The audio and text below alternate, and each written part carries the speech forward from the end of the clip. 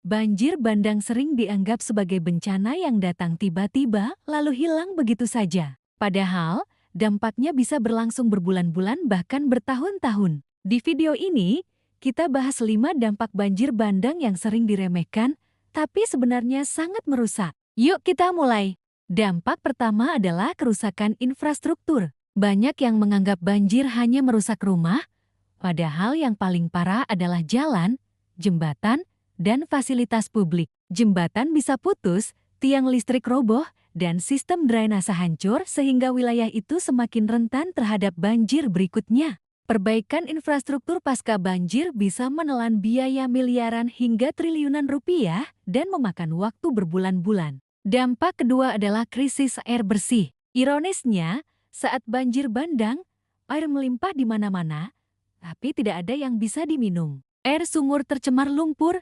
limbah, bahkan bakteri dan bahan kimia berbahaya. Krisis air bersih bisa berlangsung lama hingga pipa dan instalasi air bersih benar-benar pulih. Dampak ketiga adalah peningkatan penyakit pasca banjir. Lingkungan yang kotor dan lembab membuat berbagai penyakit mudah menyebar. Leptospirosis dari kencing tikus, infeksi kulit, diare akut, hingga penyakit demam bisa meningkat drastis.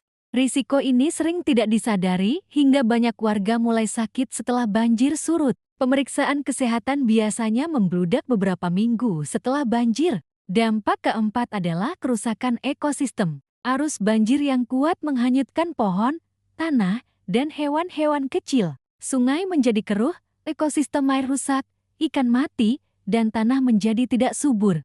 Dalam beberapa kasus, banjir juga memicu longsor yang memperburuk kerusakan lingkungan. Kerusakan ini membuat wilayah tersebut semakin rentan terhadap bencana di masa depan. Dampak kelima dan yang paling sering diremehkan adalah trauma psikologis. Banjir bandang bukan hanya merusak rumah, tapi juga menghancurkan rasa aman. Banyak korban mengalami stres berat, kecemasan, dan trauma mendalam setiap kali hujan turun. Terutama pada anak-anak, dampak psikologis ini bisa bertahan sangat lama. Banjir bandang bukan hanya air yang lewat dan surut. Dampaknya dalam, panjang, dan seringkali tidak terlihat. Mulai dari infrastruktur rusak, krisis air bersih, penyakit, kerusakan ekosistem, sampai trauma psikologis yang berat. Dengan memahami dampaknya, semoga kita lebih peduli terhadap kelestarian lingkungan dan pentingnya menjaga hutan serta tata ruang. Kalau kamu suka video serba 5 seperti ini,